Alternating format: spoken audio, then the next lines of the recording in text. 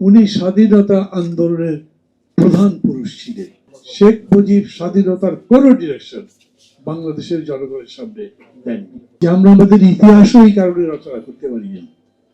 আমাদেরকে বলতে হবে শেখ মুজিবই ঘোষণা করেছিলেন স্বাধীনতা, অথচ উনি যদি ঘোষণা না করে থাকেন তাহলে কি উনি ছোট হয়ে যান?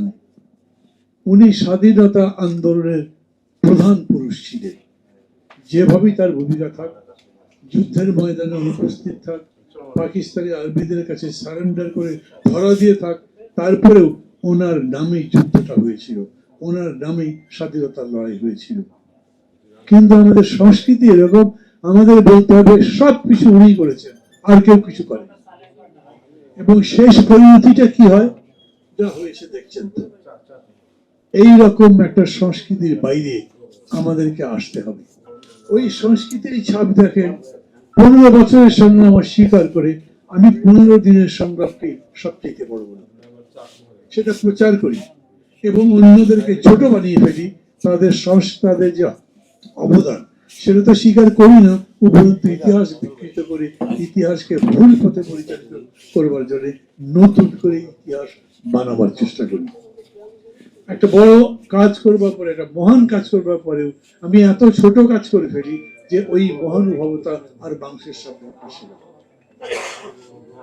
আমার মনে আছে আমরা বেশ কয়েকজন মিলে একদিন একটা বৈঠকের মধ্যে বসছি। এই বৈঠকটা ছিল আপনার 15 দলের মধ্যে, মনে আছে আপনাদের? 15 দল সংগ্রাম করছিল, সেই সংগ্রামে আওয়ামী লীগ ছিল 15 দলের মধ্যে। ওই বৈঠকের মধ্যে মন্টু ভাই ছিল।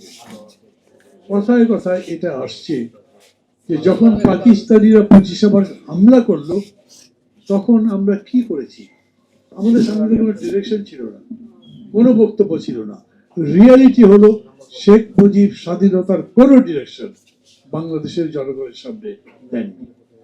যারা বলেন 7ই মার্চ তার ভাষণ ছিল স্বাধীনতার ভাষণ, এটা সবাই আমরা জানি। তার বক্তব্যের মধ্যে ছিল এবারের সংগ্রাম স্বাধীনতার সংগ্রাম, এবারের সংগ্রাম মুক্তির সংগ্রাম। এবং তারপরে উনি আবার পাকিস্তানিদের বলেছে তোমরা আমাদের এরকম জায়গায় যেতে পারি, এই রক্ত বৃথা যাবে না, দেশ বদলাবে, বাংলাদেশ একটা নতুন বাংলাদেশের চেহারা পাবে। এই পুরো নির্যাতন হয়েছিল, সমস্ত কিছু বদলে এই দেশ একটা মূল্যবোধের দেশ হবে, এই দেশ একটা বাসযোগ্য দেশ হবে, এই দেশকে আমরা ভালোবাসতে পারবো, এটা আমার দেশ বলে গর্ববোধ করতে পারবো। আমরা কি না করেছি। আমাদের ভিডিও ফুটেজ গুলো দেখেন, কোনো কিছু বাদ পড়েছে? আমাদের আবু সাঈদরা যেরকম আছে, বুকধরে যেরকম আছে, তেমনি যাত্রাবাড়ির ওইখানে যারা দেয়ালের আড়ালে লাশ হিসেবে শুয়েছিল সেই ছবিগুলো তো বের করতে পেরেছি। আমাদের ডিক্লারেশন আসেনি কোনটা। আমার খুবই অবাক লাগে এখন যারা নতুন করে আবার একটা প্রোক্লামেশন দিতে চান, তারা কি বলতে চান আসলে? আমাদের লক্ষ্য কি?